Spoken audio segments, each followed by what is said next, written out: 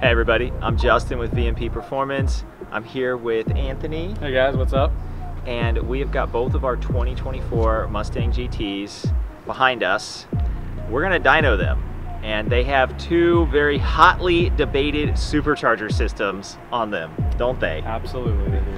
So this is the VMP Gen 6 that we partnered with Whipple Superchargers on for 2024. And this is something familiar but different. I'll let you talk about it. So this is my 2024 base 10-speed GT. We've got the Roush 2.65 liter TDS supercharger with the dual intake. We've still got the carbon traps, paper filters, 83mm pulley. Pretty straightforward. You got your lids off. We got our lids on. Underneath our lids, there's a high flow air filter. That's what this kit comes standard with. It's got the 3.75 pulley. This is a stage 2 kit with the 112mm throttle body, and yours is a phase 2 kit.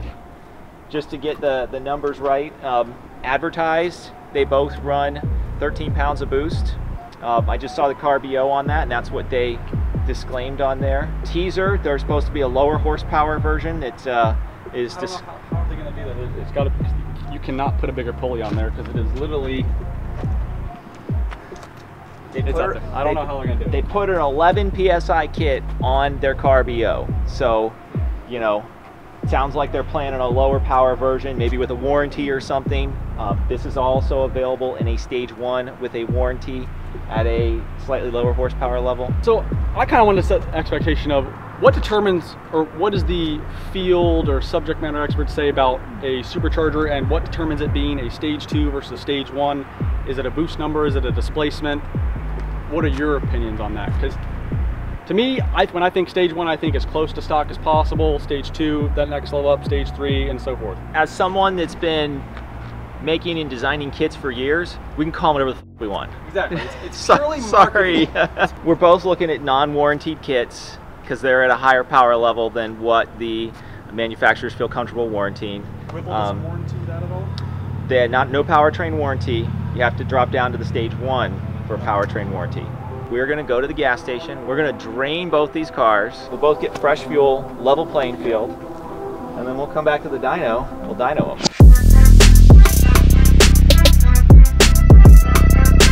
So Justin, what are we doing for the viewers? So we are going to pull off the fuel line, hook up this drain hose, drain it into here. We're gonna jumper the FPDM to run the pump, watch the gas tank go down to 0, watch the thing peter out, and have a completely fresh load of 93. I was saying we cooked in there last night, paid off the delivery driver, spiked it with like a 5-gallon pail of boosting, but we're on equal playing field either. Anyways, I mean, I already did the video proving that if you have good 93, boosting really doesn't make a very big difference.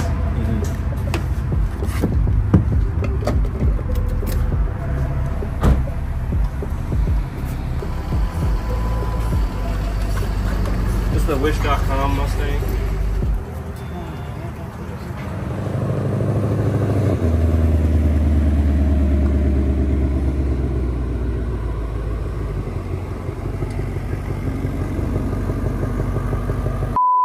We're gonna flip for the first dyno pull. All right, heads or tails? Heads.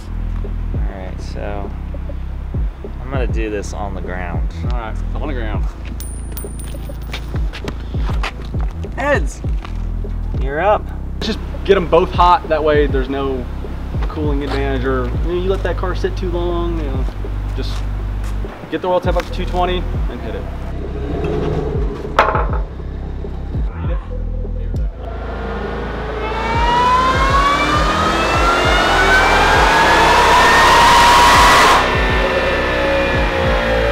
Okay, Anthony. I don't know if you can see there. 655. Horsepower, 544 torque. I felt it on the dyno pole, and I see it in the graph. There was some type of limiter at 7,300 RPM. Do you know what the rev limiter is supposed to be on this kit? I actually don't. I know that our kit revs to 78, so it's conceivable maybe that's a stock rev limiter. I do have a data log. It's kind of limited.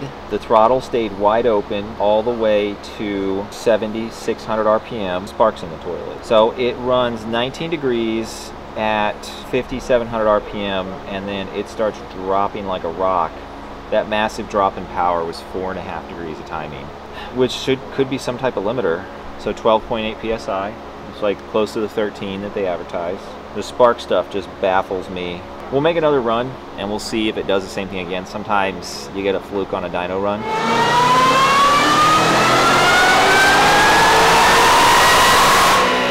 All right, so our second pull was a little bit cleaner. It had some cool down time. I was running the intercooler pump while we were talking and videoing here. It made 678 rear wheel horsepower, 551 rear wheel torque. I was on Roush's website last night. They advertised 675 SAE, so it's not bad with run-of-the-mill pump gas and hot, humid Florida conditions, even though it's dark, 84 degrees. It's always 80% humidity, so. Yeah.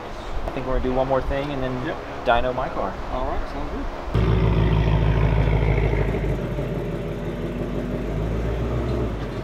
Okay, so we've got our VMP/Whipple supercharged stage 2 on the dyno, and we're gonna do the same thing.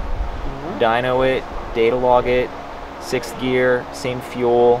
Both cars completely drained before we loaded them with 12 gallons of fuel, and we drove them here to mix it in.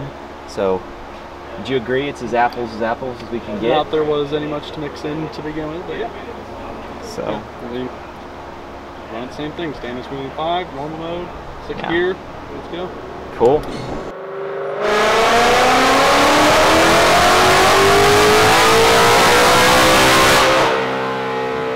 .731 rear wheel horsepower, 597 rear wheel torque, and pretty moderate 93 in my experience for these conditions. Nice smooth graph, pulls all the way to 7,800. So the Roush had a much earlier rev limiter from what we could see. 7,300 is where the run ended, and we can highlight them right there.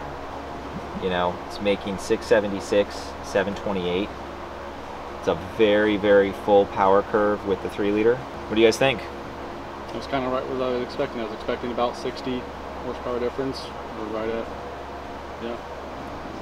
What I love about this new Gen 6 3-liter is that it's basically stolen the torque crown from the TVS. It fills in the bottom of the curve so well, it drives so well. You feel it when you're driving in the response and the torque down low, and you see it in the graph right here. At, say, 3,500 RPM, it is making 537 foot-pounds of torque versus around 499 to 508 that the Roush made on the 2 pulls. I'm going to pull up these data logs and look at that too. So first thing I want to look at is map. We are probably about 54 on average because it is spiky. You could call it 55. The Roush blower was, we called it an average of 56.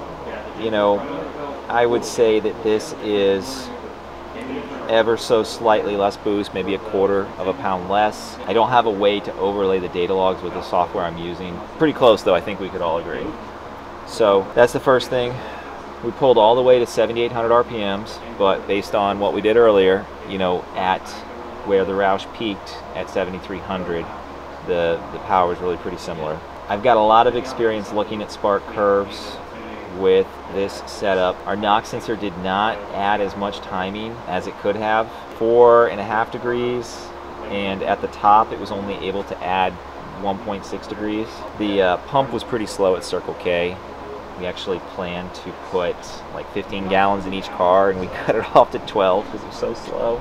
Point being, I don't think this 93 was perfect, so you're getting a very real-world result with both cars. You've seen our other videos on our 93 test and our 87 test. If you really look at the data logs we put up, this is what I would call choppy spark, nowhere near ideal. Great real-world example.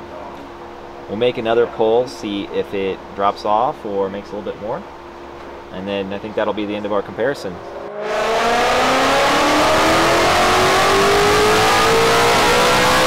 Okay, so we did a second pull with a 3-liter setup, and we actually ended up doing a third because on the second pull I ran it too quickly after startup, and the engine oil temp limiter cut us off at 7,000 RPM.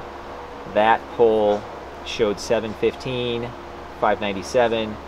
We did a back-to-back pull, didn't even shut the car off, and ran 727 and 590 on a hot back-to-back pull. I could see it in the graph that it's starting to pull some timing, but it's not as smooth, but it still made a decent number. So that's what it is. You guys think we got a good comparison? I mean, how much would you say the headers gain? That'd be the only comparison I would look at. Yeah, I mean, we think it's like 10 to 15 horsepower. Thank you very much for bringing me out here. You're welcome, man. Glad this worked out, finally. Honestly, my two biggest takeaways from today's experience was we tried to make it as similar as possible. Obviously, there's always going to be just variables that you can't control. But my two biggest takeaways are 3-liter makes 13 PSI, 2.65 makes 13 PSI. It was right where I thought it was going to be, about 55 horsepower short. The Roush rev limiter. It would be nice to know what the Roush would do past that 7,300 RPM to see if it would nosedive or kind of plateau like the Whipple did. And I guess the third one is the heat soak issues with the Roush, I would say, are not like the Gen 3s were at all. My old Supercharger, you're comparing it to the Gen 3 Roush. It was a heck of a lot better than that. Yeah. We ran the Odin test, we actually ran that back in April of this year, and I think we didn't publish the results till like June or July. We got some flack for the Odin being lower numbers. I think this reflects whether it's dual inlet, single inlet, or whatever, that the new 3-liter Gen 6 has surpassed the 265 quite a bit. So there's a lot of people that love the TVS. We loved the TVS for a long time, but technology gets better over time. Everybody's got that. In the case of a cell phone, that new one comes out every 6 months now, 12 months. Superchargers, being hard parts, are on a slower development schedule, but that's what it is. Dustin at Whipple's done a great job with the 3-liter Gen 6 rotors, and it shows. That was another thing. That Odin Roush Magnuson, that thing's 8 years old. That's not too bad. Rotors are 265 rotors, are 8 years old. That Supercharger we did in 2019. You got an awesome car. Like you said, there's stuff you can do. There's people out there making more power with the Roush setup, so there's definitely some tweaking you can do, and we'll be happy to have you back on the dyno here to see what it does. Let's do it. So, all right, we'll do a real handshake this time. I hope you guys are all enjoying the Supercharge 24 content that we're doing. You can always drop a comment and tell us what you'd like to see. Make sure you like, subscribe, and share. I'll see you next time.